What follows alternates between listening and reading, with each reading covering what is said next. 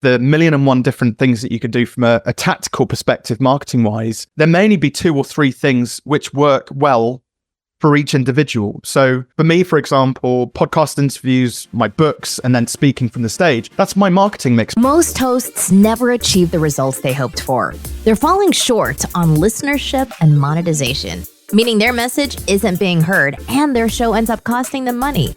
This podcast was created to help you grow your listenership and make money while you're at it. Get ready to take notes. Here's your host, Adam Adams. Hey, podcaster, it's your host, Adam Adams. And right now we've got Robin Waite on the podcast from Fearless Business Podcast. And if you listen to that podcast, or I guess I should say when you listen to that podcast, you'll find the link down in the show notes. But when you go there, he helps people like you, if you're a content creator, a coach, somebody who is wanting to make money through your podcast. He helps those types of people. And today we're going to talk a little bit about his experience in starting his podcast. We'll probably talk a little bit about how he's branding, because he goes crazy with it. And maybe you might have a couple of ideas from that. And then we'll talk about like the pros, the cons. And he does have one really cool experience where he was on someone else's show and got some really good results. So I want to take this to a place of, you are a coach, you're the listener, you're a coach, you're a mentor, you're wanting to make more money with your business and with your podcast. And what are some of the things that you can do in order to make more money? What are some of the things that other people do that kind of make them fail? And we'll talk about that with Robin today. Robin, where do you live? Based down in the southwest of England. So imagine like the English countryside on a biscuit tin. That's like rolling hills and green hills and countryside. That's where I live, basically. It definitely sounds beautiful. And I've always wanted to visit Europe and England, France, and I've always wanted to check that stuff out. I'm a little bit jealous of that and your accent. But let's get in. Let's jump in and talk a little bit about our listener that is a podcaster and probably a business owner, a coach. They want to make more money. On your show, it's called Fearless Business. And that show helps people like that. I was reading, just as we started to record, I was reading, when I go to your podcast, the show description shares some really cool stuff. Is it okay if I read that right now? Oh yeah, go for it. Absolutely. Okay. I'll read it a little bit and then I'll ask you some questions. So there are 2 types of people. Your show says there's 2 different types of people. There's number 1, it's the people who struggle to implement the tactics that they are thinking that's going to help them grow the business. So there's the tactical people that are like trying to figure it out. And then there's the second one, those who focus on mindset. I want to start there. Is mindset like a big deal for success in business, in your opinion? It's a massive piece of success, contributing factor towards success, because ultimately, I think I've been in business for 20 years. And I think one of the reasons I've managed to stay in business for so long is probably because I'm a bit stubborn and pig-headed. And ultimately, every business at some point will go through a dip or several dips. There's this natural life cycle which all businesses take. And a lot of people just don't have the resilience to be able to get through those. And it's mostly based on these false realities or expectations that they think what the business journey is going to look like. A steady upward trajectory of growth in their business and regular income. And we see lots of pictures of Lamborghinis and people in bikinis on beautiful sunshiny destinations. But the actual stark reality for a majority of business owners is that it's just not like that. The journey is like full of peaks and troughs. And you just have to be prepared to have measured expectations and know that when the going gets tough, sometimes you just got to stick it out and get through it. And there's that phrase, isn't there? These times shall pass. They inevitably will, and things will eventually improve. And I think that gives a lot of business owners an unfair advantage if they are a bit stubborn and are just going to get through it irrespective, because we lose the business owners who don't quite have that tenacity or staying power. So for you, in the last 20 years, what's an example maybe between the 3-year and 17-year period? Somewhere between the 3rd year in and the 17th year in, what's a big trough that you experienced? One of the first troughs which every business owner will experience is some form of rejection, especially during that first 3 years. So If you're perhaps lacking in experience or you don't have the relevant case studies or testimonials, the clients basically which you've worked with, there's always going to be this nagging internal feeling about, am I good enough? Can I actually deliver the results which I'm promising to clients? And quite often that's reflected in, say, the sales and marketing processes. So when you project your message out there, and it doesn't matter whether it's on a website or a podcast or a YouTube channel or even networking with people face to face, people can smell fear. They can smell that. We've all seen it in other people who have just been starting out, but they can see it in us if we're going into things without lacking some form of confidence around our offer. I remember that vividly in those first 3 years. I thought there was a certain way that I had to show up in order for other business owners to like me, because I've always been in the B2B space, and a certain way that I should dress and a certain way that I should talk and various things like that, and a certain way to court a prospective client. And actually then the difference then between year 3 and year 17 is that I've got to know myself, my identity as a business owner, how I want to show up. I think a lot of people, when they think of business coaches, for example, they think grey-haired, suited and booted, man in his 50s or 60s or something like that, driving around in a Jaguar or a Range Rover. But my thing is, I'm the t-shirt and jeans guy. This is who I am. And the 3-year business version of me didn't really know who he was. The 17-year or 20-year now veteran in business knows exactly who he is, and he's ready to face rejection head on because it's a natural part of the process of running a business.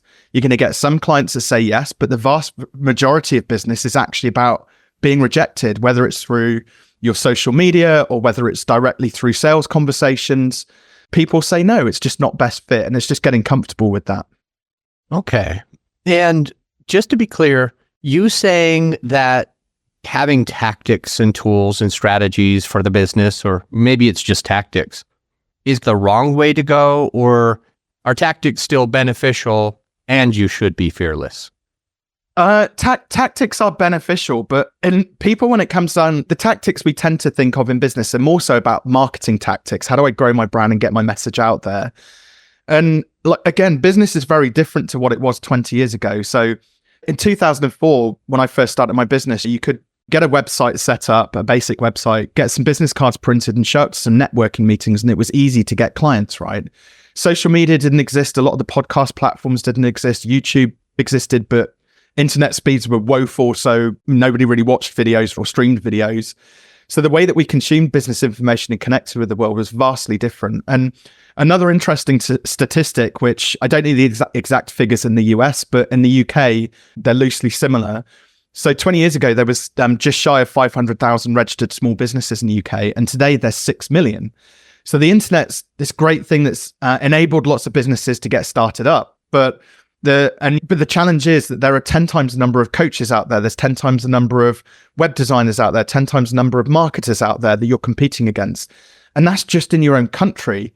You add into the mix all of the social media and this global marketplace at your fingertips, and all of a sudden, every industry that you're in is highly competitive against all these many other people in the world who are competing against you. And unfortunately, what that means is a lot of business owners, they get really caught up in, they see you or I doing podcast interviews and enormous success, and they think that naturally that should work for them. But what I've discovered is that of the 1,000,001 different things that you could do from a tactical perspective, marketing wise, there may only be 2 or 3 things which work well for each individual. So for me, for example, podcast interviews, my books, and then speaking from the stage, that's my marketing mix, my 3 things, and it works incredibly well. But those 3 things, you might do well with those, but it might not work in the same way that it does for me. So for you, it might be, podcasts might still be on there, but actually connecting with people on LinkedIn and still going out doing in-person networking might work better for you. So I say to people, tactics are great, but you need to experiment and fail fast. Fail forward, fail fast, and figure out what is the 1, 2, or 3 things that consistently work for your business, and then double down on those. And the challenge is there's always this temptation, you get dragged away by shiny. And I've been there, I've done that plenty of times during my career, but I always come back to now these 3 things which I do consistently day in and day out. Yeah, that's interesting about the 500,000 registered businesses in the UK.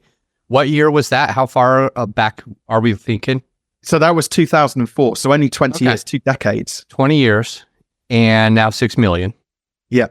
So 12 times the amount of businesses in 20 years, but we don't I don't think we have 12 times the amount of humans in the UK, or had you looked that part up? So we've grown from, I think, roughly about 57 million to just under 80 million people in the UK. So there's still more people, but barely, not yeah. 12 times. Yeah. Like 30 or 40%. Okay, Yeah. cool. Interesting. And so you're thinking maybe that is similar in the US, because we've got a lot of US-based listeners. I want to ask you this. How have you gotten your message out there? You said something like you had the 3 kind of big ones: speaking, I think it was a book, and podcasting. Is that how you're getting your message out into the world to let them know what you do for a living? Yeah, primarily. A little quick insight into my background. So I actually ran a marketing agency for 12 years. So I like to think I have a bit of expertise in this area. And then in 2016, I sold my agency, and I didn't initially know what I was going to do. But then my coach said, "Oh, Robin, you'd make a great business coach." Now, for the coaches out there, I won't say too much. At the time when he said that to me, I was like, "Oh God, not a business coach," because you have certain, again, ideas around what coaches are, who they are as people. So I wasn't sure about it, but I was like, okay, everybody searches for business coach on Google, so I should just go with that. Let's try it on for size and see what happens. But what I did is I looked at a lot of the other coaches around and just observed what they were doing. And they were very busy speaking at events. They were typically thought leaders and expert authority figures running their own events as well. They were doing things like podcasts, and they were very visible on social media through video and things like that. So I went from a very introverted web design background. That's primarily what we did in my agency days, to now I've got to reposition myself and put myself out there. So books was quite a nice way to avoid getting on the stage, but offer something as an authority figure. My first book, I think, ended up selling about 15,000 copies, and it was number 1 on Amazon. So it wasn't like a New York Times bestseller or anything, but it was certainly top of its categories for about 2.5 years. And immediately when the book was doing well, I was getting lots of requests to guest on podcasts to start off with. And also I started to get invited to do speaking engagements at various events. And so, can I interrupt you? Because yeah, of course, please do. For a second, I thought I heard you say, "I'm going to write a book so that I don't have to get on stages." Yeah. Is that right? It is. But now you're like getting on stages because of the book. Exactly. And there became a point where I had enough inbound, like influx of people requesting, because if you're seen as an expert authority figure, but the book is only one side of it. And there became a point where I was like, and this is before the Fearless brand, actually, that came about 3 years later. So I was just Robin Waite, the business coach, to start off with.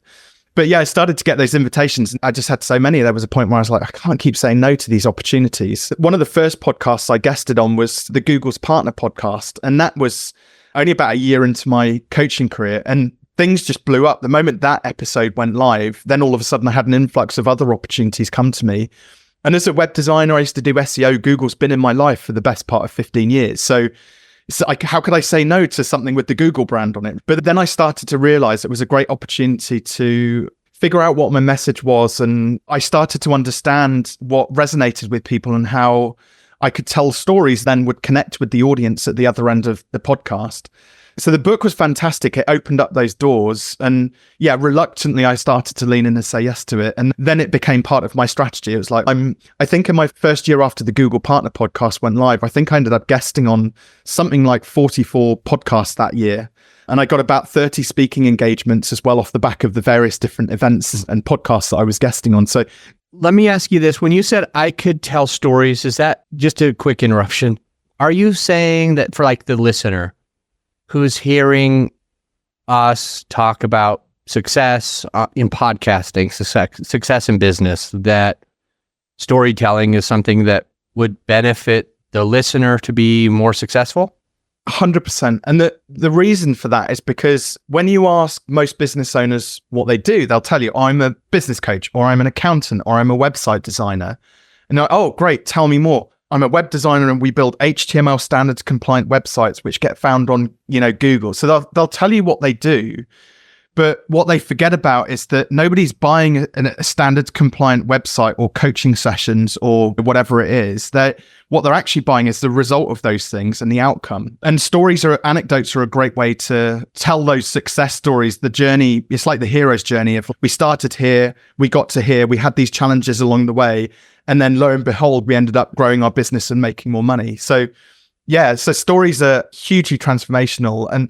But again, a lot of people are too humble or proud to really shout about the amazing results which they get for themselves or for their clients. So they forget to tell, they intentionally don't tell those stories because they don't want people to think they're a bit of an idiot or arrogant or something like that.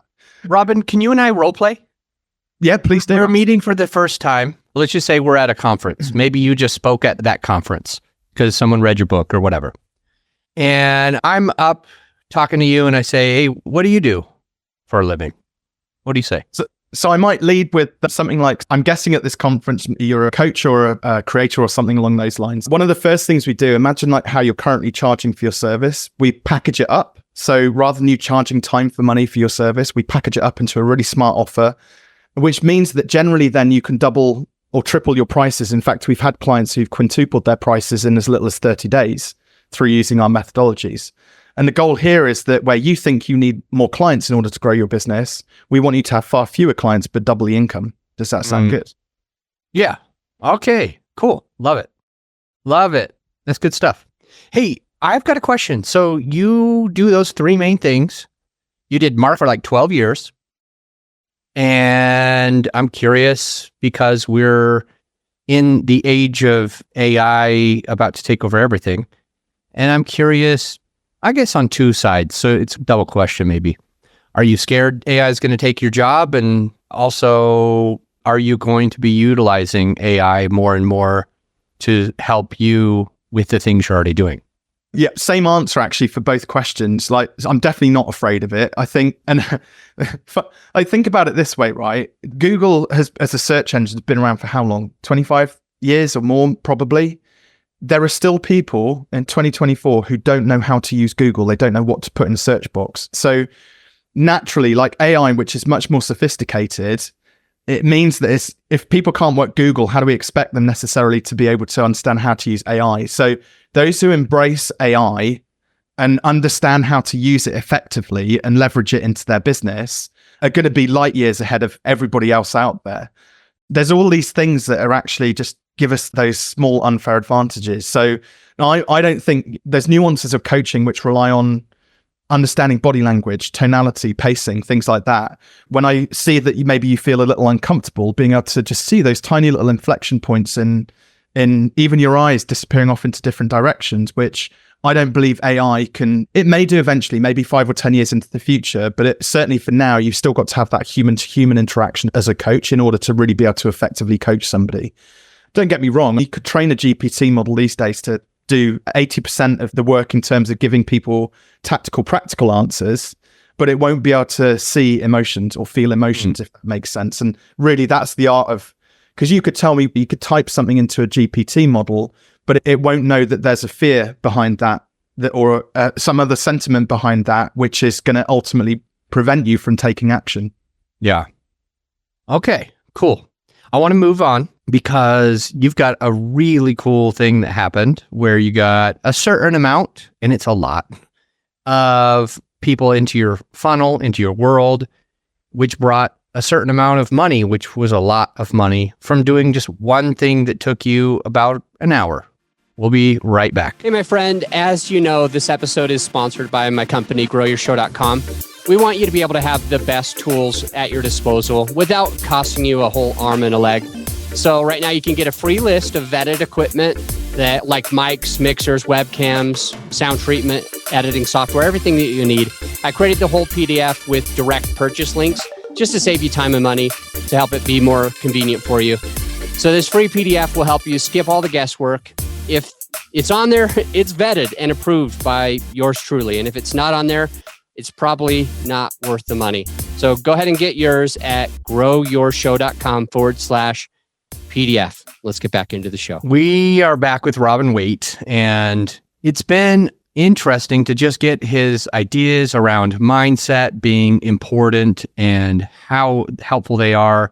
His ideas about working with AI, not being afraid of AI, knowing that some people are still in the dark ages and you're going to still be needed.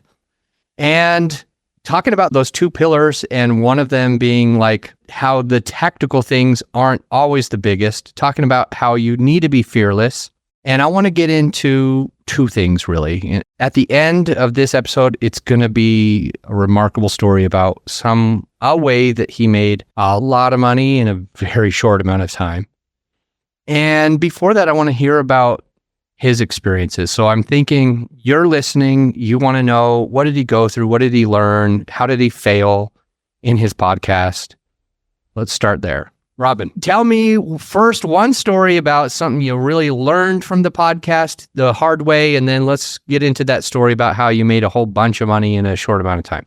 Yeah, the biggest mistake I made with the Fearless Business podcast is when we first started it, I wasn't particularly intentional around it. And so didn't plan. I was just like, we're going to record some content and then whack it up. At the time, I think we were using Anchor FM, but it was just, there wasn't much sort of strategy or planning behind it.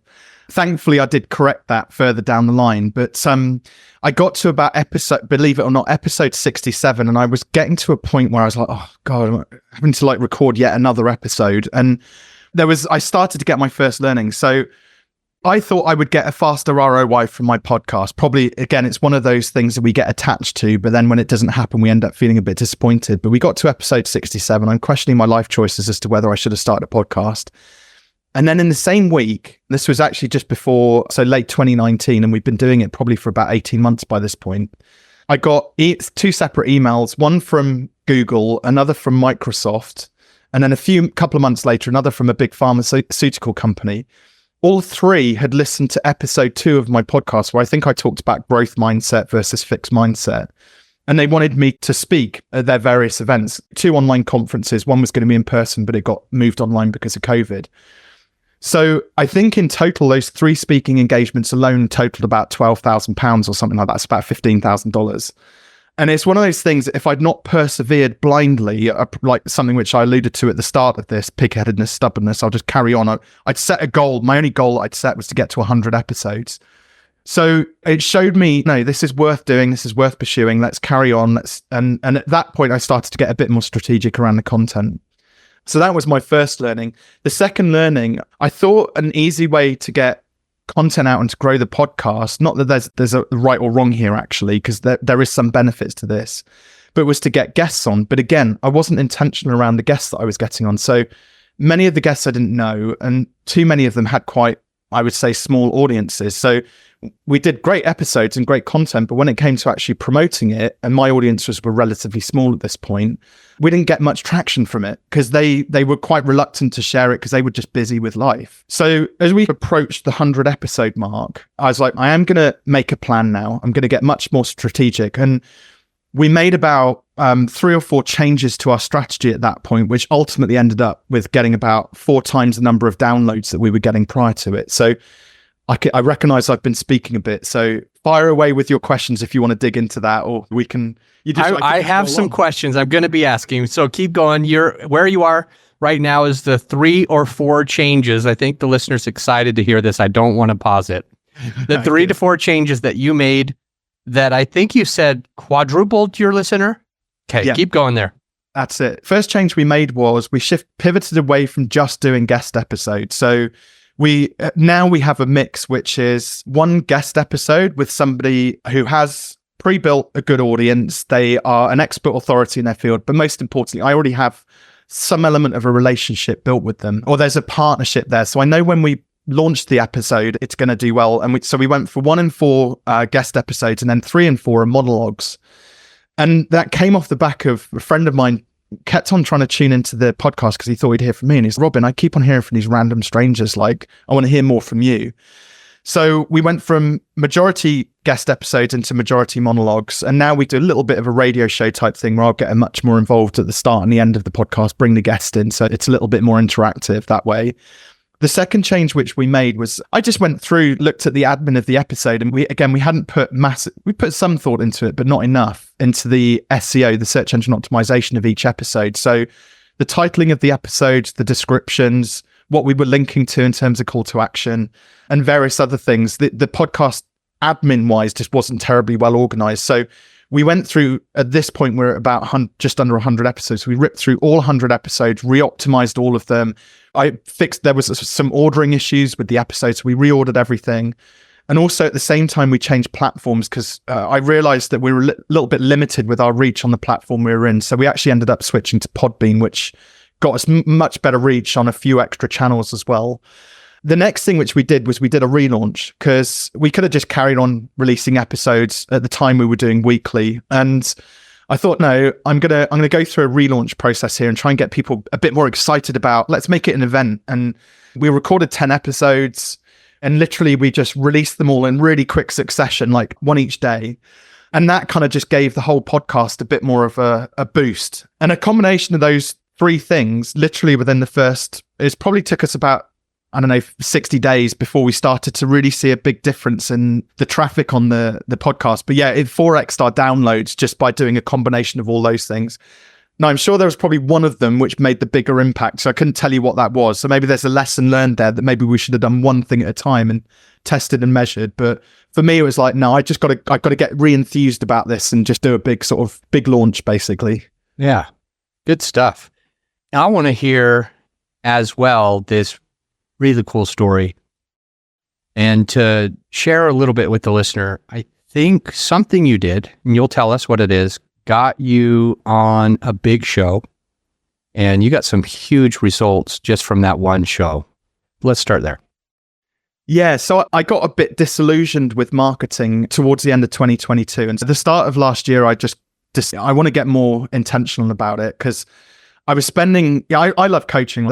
This is my dream job now. I've fallen into something which I absolutely love, and the clients I get to work with, fantastic, and the people I get to meet. But more and more time I was finding I was spending like doing marketing and trying to attract clients and grow my audiences. And I was getting a bit burnt out. So I just decided 1st of Jan 2023, I'm going to cut all of my social. I'm just like done with it. I didn't switch it off, but I was like, I'm not feeding that machine anymore. But I then had to obviously replace that because I still need clients. I still need to grow my business. So I looked at what I was doing and who I was hanging out with. I was like, I've got these really cool, fun people in my network. I would just like to spend more time with them. And I have to have blind faith here that some good's going to come of it. So I wrote down a list of 10 people and got really hyper intentional around like what I was going to do with them, with these 10 potential partners. And it's the partnership model really, which I'm talking about here, which just ended up blowing up my coaching practice, my small sort of humble coaching practice. And how I chose those people was basically like, how fun are they as people to hang out with? Identity-wise and value-wise, are they similar to me? Do they work with similar sorts of people so there's an overlap? Do they already have large numbers of their like an audience pre-built? So one of my challenges was I've done everything that everybody had always ever told us to do as small business owners, but I just couldn't get I've got modest audiences. They're good. They're a reasonable size, but they're not like hundreds of thousands or millions of people. But anyway, so I was like, I shifted into this partnership model. I started going to in-person events as well, so I could meet these people on my list and shake their hand, take a selfie with them, and just hang out with them. And then not only that, but at these events, I was like, there was this old 3-year-old version of myself in my business ages ago that was very introverted, would never do this. But right now, Robin, just be fearless, get yourself out there. So I'd sit in the front row at the events. I would just be helpful around the events. Like even though I wasn't supposed to, I'd go around like handing out microphones and Q&As at these other people's events and various things like that. So I just put myself out there. And then one of the guys is a YouTuber called Ali Abdul. On his main channel, he's got about 6 million subscribers and he's best known for productivity. Anyway, I started, as his team grew, I started to befriend various members of his team. And I knew Ali anyway. We slowly became friends and things like that. And through the process of, I coached his team just because they were awesome people. I didn't charge them for it. They were just great people to hang out with. But I was like, I knew that he had the Deep Dive podcast, which he'd set up as this separate to his main channel. His first guest, though, was Ben Francis from Gymshark. And it's a multi-billion-dollar business now, a huge business, probably more well-known, better known in the UK. It's like a sportswear brand, basically. And I thought, oh, God, Ben Francis. I'm no Ben Francis. Who am I to get on the deep dive? Anyway, I coached one of his team, and this is now in June 23. And Joe said to me, listen, Robin, your coaching is brilliant. You've added so much value. I'm like, how can I help? Can I pay you some money? I was like, don't want any money. He said, what can I do for you then? And this is the really important part of partnerships, right? And being fearless is knowing what to ask for and when and of whom. And when is the right time to make that ask? And you can, any of those combination of like criteria you get wrong, you'll mess up the whole thing, but just everything fell in place. So what can you do for me? I said, Joe, listen, I know Ali's recording 2 seasons back to back because he's about to go away traveling. So 24 episodes, people flying in all over the world to record with him. And I said, look, if one of them doesn't happen to make it, put me on the bench. and I'll come in, I'll record with Ali. I don't want you to ask him if I can go on it, but just put me on the bench because you don't want to lose that recording slot. And so Joe said, no problem. I'll speak to Amber, who's his booking person. We'll get it set up. Anyway, that was on a Tuesday. Literally 2 days later on the Thursday, I get a call from Amber. Oh, Rob, Joe said you're going to sub in. We need you next Tuesday. Somebody can't make it. Can you do it? And I was like, yeah, of course. No problem. Put the phone down. I'm like, oh, shoot. School drop off and pick up to do. My wife was away working. I had 2 podcast interviews booked in a coaching session with a client. I was like, I had to cancel everything, rejig it. Got on the train, recorded. It was actually 2.5 hours. The interview is called Deep Dive. And we did something really cool, actually. So I ended up, somebody wanted help with a pricing problem for their products during lunch. We were having lunch together. So I coached them. And Ali said to me about 5 minutes before we hit record, hey, Rob, that thing you did with Saf was really cool. Do you think we could do that on the podcast? So the first 2 hours of the podcast, I coached Ali with 2 essentially businesses that he'd made up. And we coached him through the whole process of like his offer and how much to charge for it and how he could sell it and what his numbers were in the business. And then the last part, we eventually talked about a bit more about me. And it blew up. It went live in August the 4th. We'd planned to give away some signed copies of my book. Like Ali and I would sign 15 copies and we'd give it away. Those were gone within 5 minutes of the podcast episode going live. So that people had requested them. And I was like, but then the inquiries just kept coming and they kept coming and they kept coming. I ended up shipping something like 700 books in the first 90 days, physical copies. So I'd sign them, take them down to the post office and send them. And in total, since I've got something like 3,000 leads and I still get inquiries coming through daily. This is 15 months on from that episode. And financially, money-wise, it's raised about $250,000 worth of new business for my practice. So that's just one interview. Now, I'm not one of these guys. I have a family and responsibilities and stuff like that. And I'm not saying I don't necessarily want it, but I've no desire really to force the issue of becoming a 7-figure coach, 8-figure coach, whatever. Quite happy with just organic growth. So the current size of my practice, I could do 1 interview like that a year and I'm made. Like that's transformed my small, humble coaching practice. But it's the power of, it definitely demonstrates the power of podcasts. If you get in front of the right audience, we're fortunate Ali had a very diehard following and it crossed over naturally with my audience. I think having it on YouTube made quite a significant difference. So the video on there, being able to connect with your audience as well, because it's really interesting. The people who reach out and say, hey, Rob, I'm really interested in working with you. Quite often when we get onto a Zoom call, they're like, oh my God, I can't believe I actually get to speak to you. This is amazing. And I'm like, I can't believe I get to speak to you. Just an ordinary human being. But yeah, it was an incredible experience. And now that's all I do. I focus on building connections, focusing on building partnerships with people. And there's opportunities like that out there, which pretty much any business owner can create for themselves if they're really intentional. Yeah. A lot of takeaways. I've got notes upon notes, and I want to make sure that our listener is seeing this as well. So I'm going to go right here. All right. I got the statistic. You had the 500,000 to the 6 million. Have you gotten your message out there? I could tell stories. We talked about stories. We talked about AI. At first, Robin was not intentional. He had a podcast. He wasn't intentional. He got up to episode 67 with the thought of, hey, should I still be doing this? Because it's not doing a lot. And the interesting thing is he thought he'd grow the podcast way bigger, way faster.